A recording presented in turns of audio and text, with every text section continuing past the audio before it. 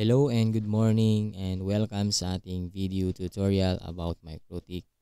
So ngayon isi-share ko yung paano i-configure si OSPF with PPPoA server and hotspot centralize. So from ISP going to NAT to PPPoA server and going to site E. In actual, PPPoA server is ito yung main. Tapos ito yung site E, bali ito yung relay or kabilang station or ibang area. So tuturo ko kung paano ito i-configure na diagram. So start natin i-configure, start lang natin si NAT.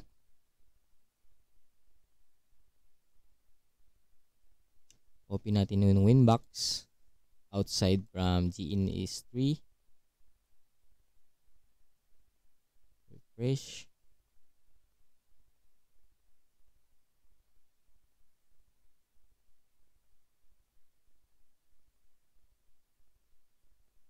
I'm using CHR downloaded from MikroTik. Connect. So edit lang natin yung identity para mas madaling mahanap. So first is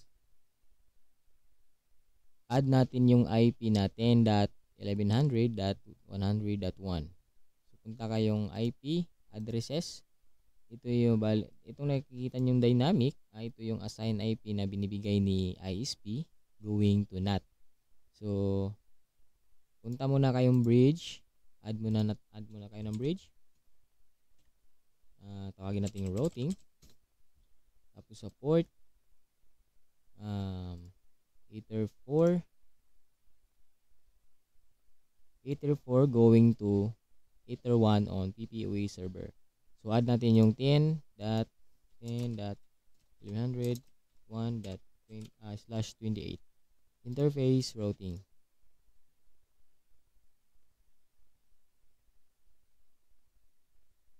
Mag-add muna tayo ng DNS. Allow remote request. Yan, punta muna tayong IP, DHCP client, and in this uncheck DNS per. So next is configure natin si OSPF. Punta kayong routing, OSPF, and intents. So ilalagay natin yung router ID. Gawin natin 20.20.20.5.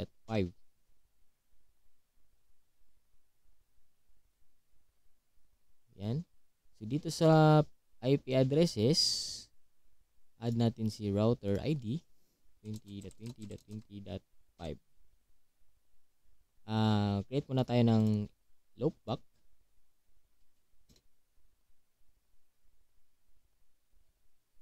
Yan. So balik tayo sa OSPF network. Add natin si router ID. Add.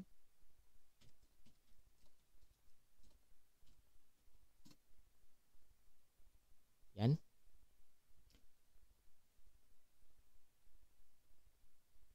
So next is configure na naman natin si PPPoA server pagkatapos ni NAT. So next is na-add na natin sa interface yung routing bridge. So neighbors, as you can see, wala kayong nakikita kasi wala pang connected. So next is IP firewall, inanat muna natin si ISP.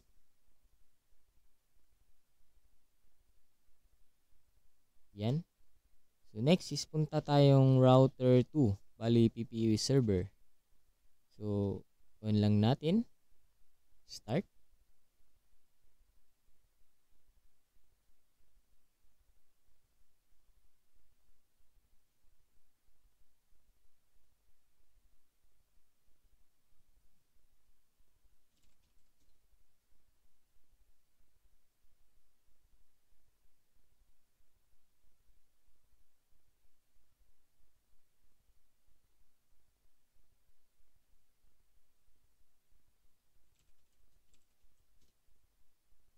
Open nyo yung Winbox.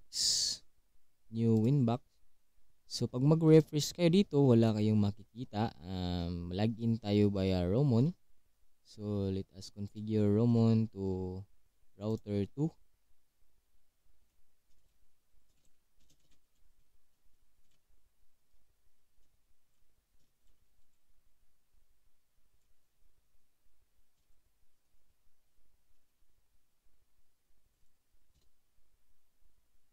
So, sa NAT, router 1 is enable muna natin yung Roamon.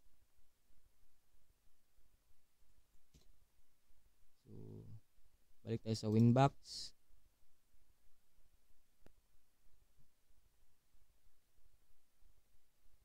Yan.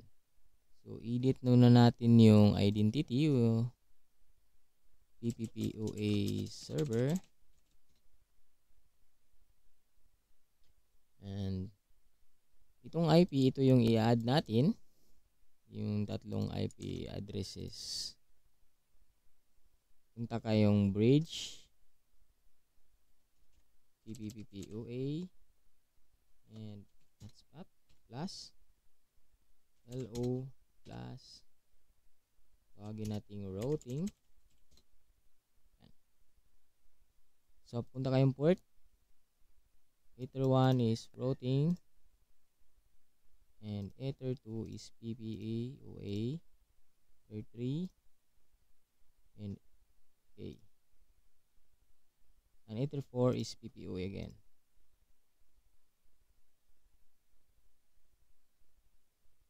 So, punta na kayong addresses. Yan. From addresses, add nyo yung PPPoE, yung hotspot. Last 24. Bridge PPOA. Okay. Tapos yung loopback is 10.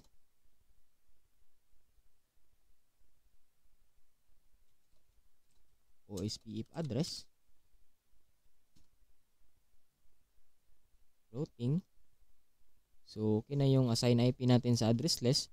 So, next is, configure natin si routing, si OSPF. So, from go to routing, OSPF, and intense.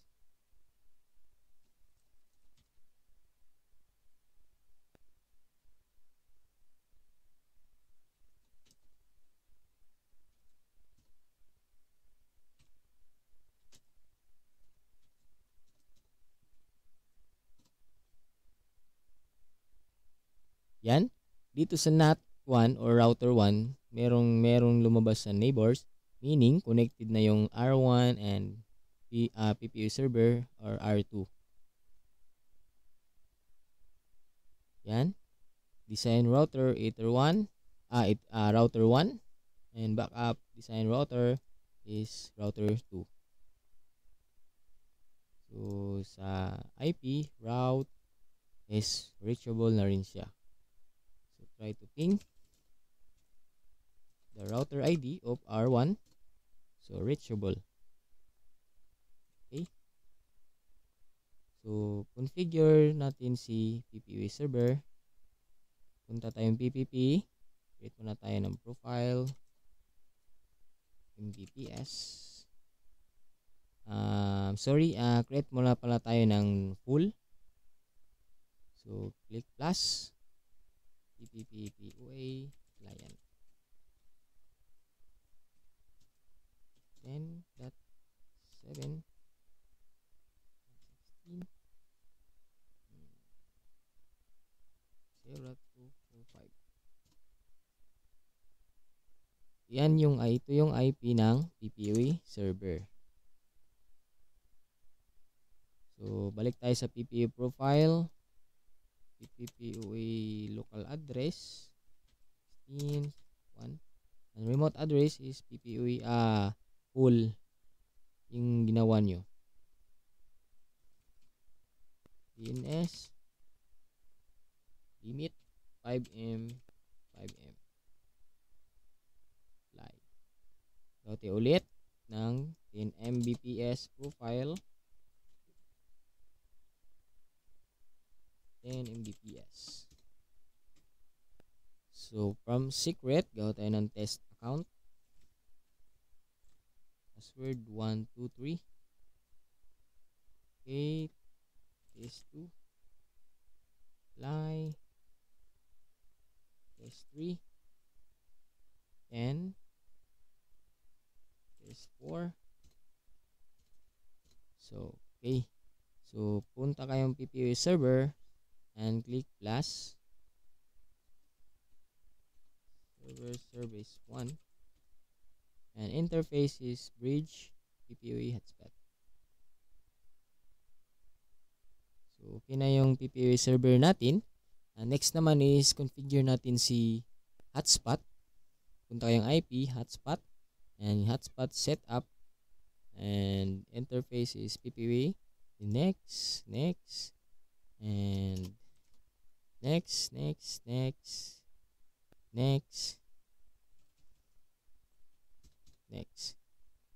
So addresses, gawin kong 1. Bahala na kayo sa inyo kung ano yung gusto niyo. And profile, gawa tayo ng testing hotspot address. It's hotspot 1. Default lang. Kung hindi mo na tayo gagawa ng profile for testing purposes only. So okay na yung PPA server natin and hotspot. So next naman is configure natin si Site E. From PPA server is dumaan pa siya sa Ethernet hub. So start natin si Site E.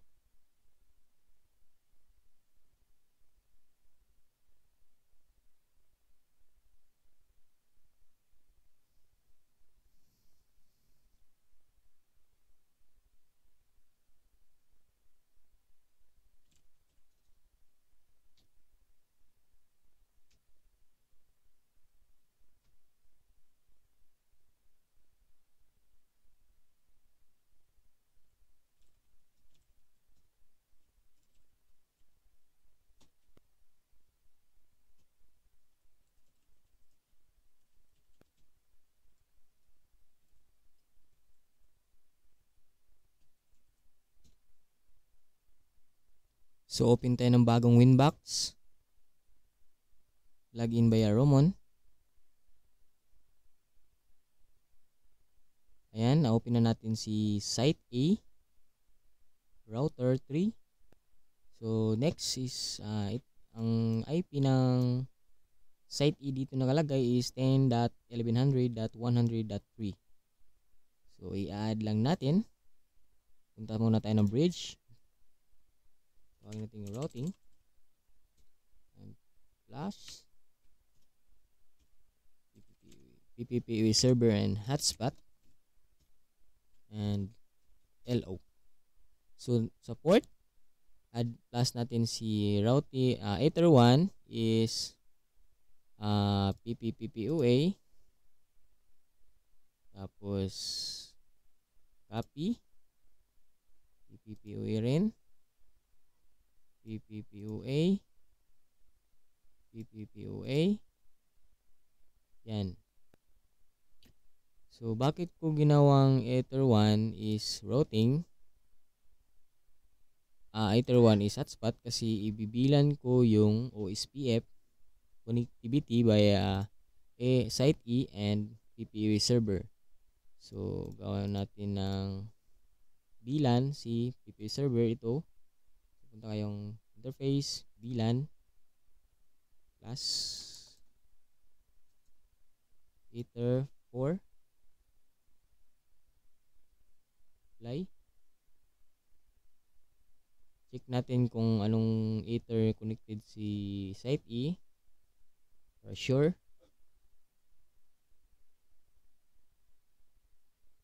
Ether 2. So balik tayong PPoE server. Ether 2.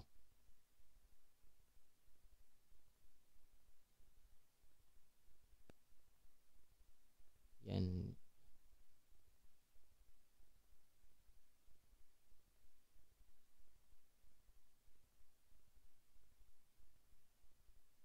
So configure natin si Site E. punta kayong interface, VLAN din. So, sa VLAN ID is 111,100. Later one, apply. Yung balik kayo sa bridge, port, add, routing. Yan. So next is i-add natin si IP. Delete na natin yung O2 DHCP client. Pumapasok na yung hotspot. So click add 10.328 routing.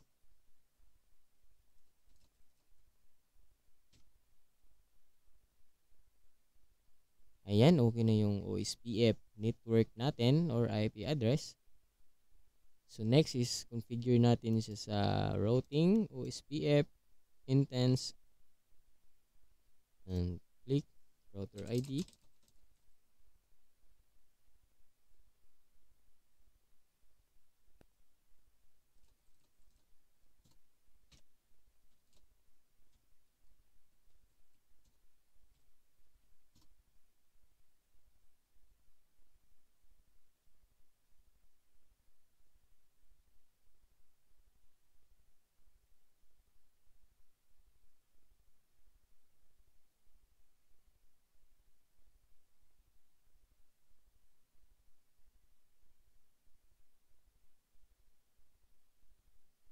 Site E, later one to hub,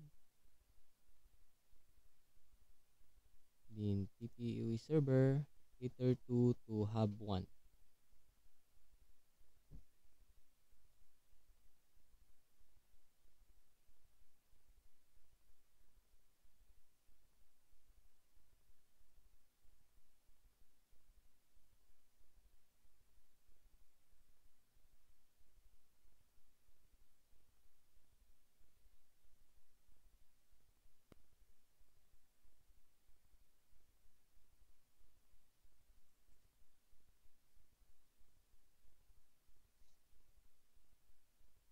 So, palitan natin yung VLAN, gawin natin Ether 4.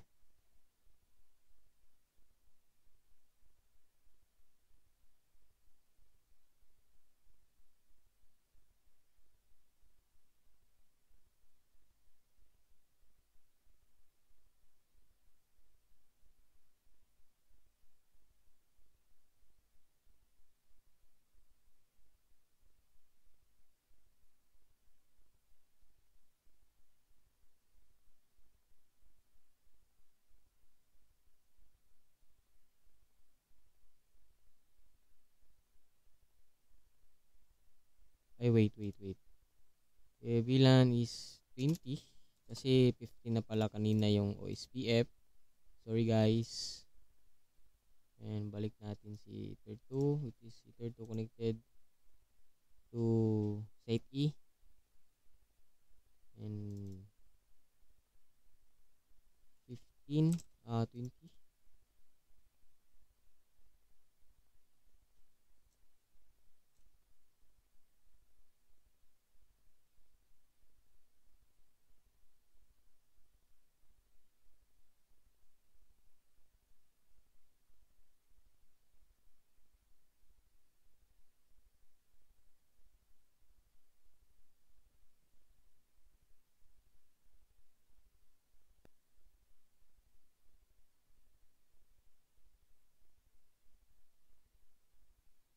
Check natin sa PPU server kung hindi connected yung OSPF, punta tayong bridge, and i-add natin si VLAN, routing, apply.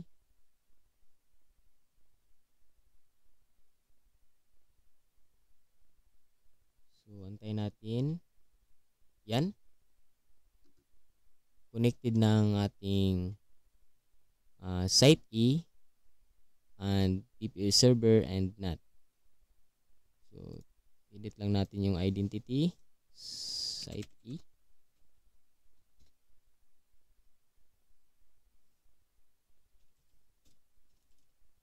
Keeping natin si NAT. Yan, reachable. Andito sa NAT, reachable na yung address ng site A. Tingnan natin si PPU server and reachable. Okay. So next is itatry natin yung PPU server kung working ba yung PPOA and hotspot. So open natin yung itong Windows 7. Bali ito yung kung sa actual. Ito yung client na naglalagin via Windows. So start natin.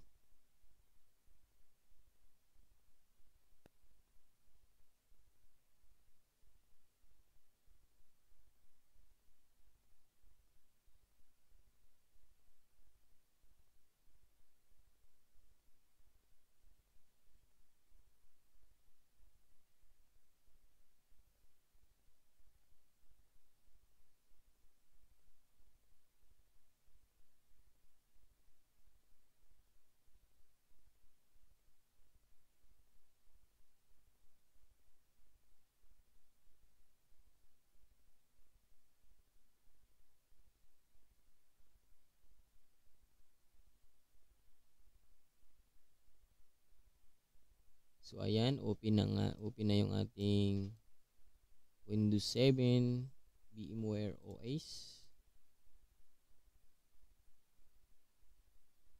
Nag-i-install pa yung ating driver.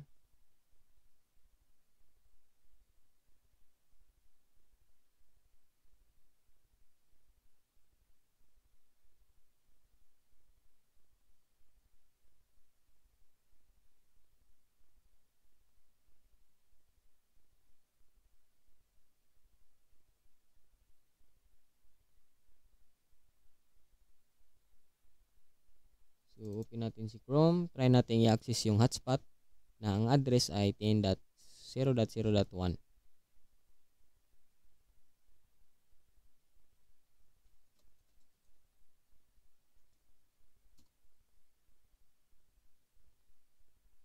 So wala kayong hindi siya reached. So kung balik tayo sa PPA server, need natin maglagay ng DNS.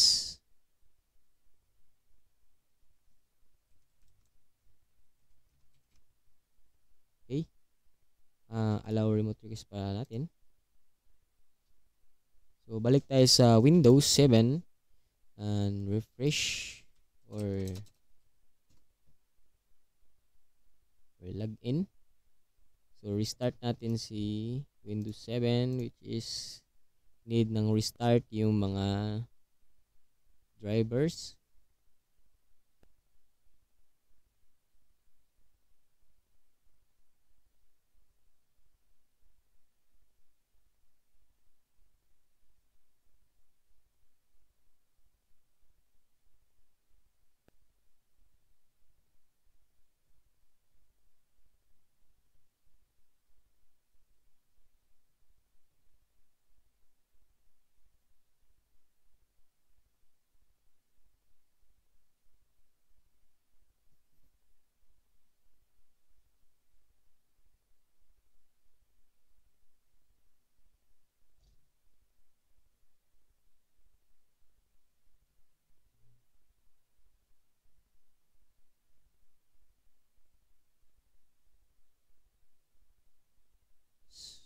Enter natin ulit yung IP ng hotspot. Yeah, it's working. And login natin yung ginawa nating it's one connect. Yes, okay. So meaning working yung ating hotspot configuration server. Yan. Which is tama naman yung IP. And now, configure na naman natin si client 1. So, start natin si client 1. In actual, try nating mag-connect sa relay or kabilang station na subscribers. Client 1 dumaan sa Etherhub to site E and Ether Hub, and PPA server.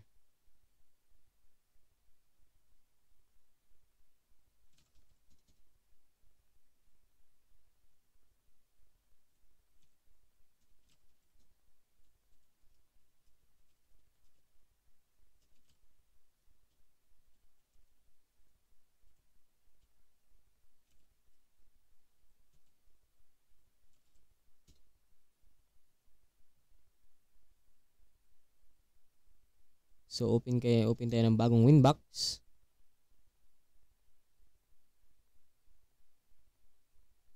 Yan, pasok na natin si client.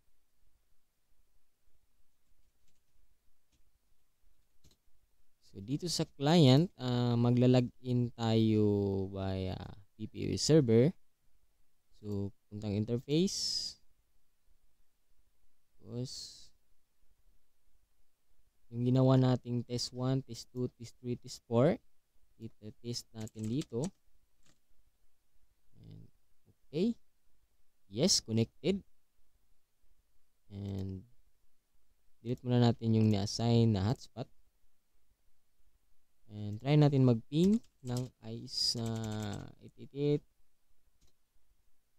No, just no routes. And add timeout. Meaning, no internet. So, i-broadcast muna natin si PPA server sa OSPF.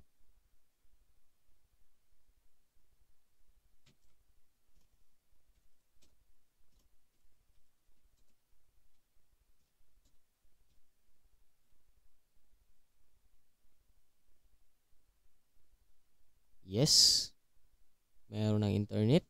So, working ang ating PPA server configuration. From client 1, dumaan sa site A, papuntang PPA server. So, ibig sabihin, centralize. Dito pa rin yung authentication ng client. So, try nating mag-hotspot using dumaan sa site E or kabilang station dito. So, on natin, start.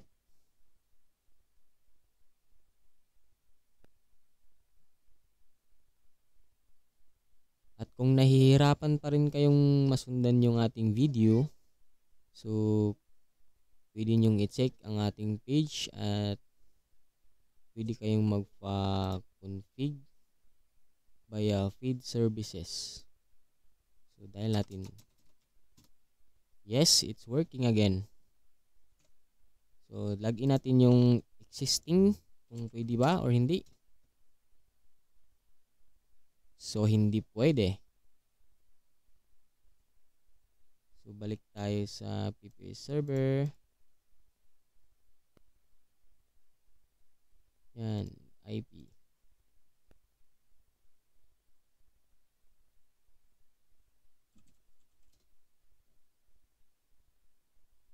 .0.0.51 yan, lumabas siya sa host. So meaning okay siya. Sa mga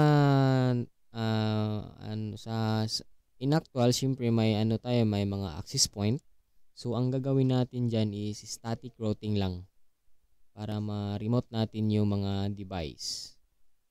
So okay. Okay na yung setup natin at working na yung diagram lahat. Itong setup, design network. So, salamat po sa inyong panunood at sana po may nakuha kayong idea. Thank you.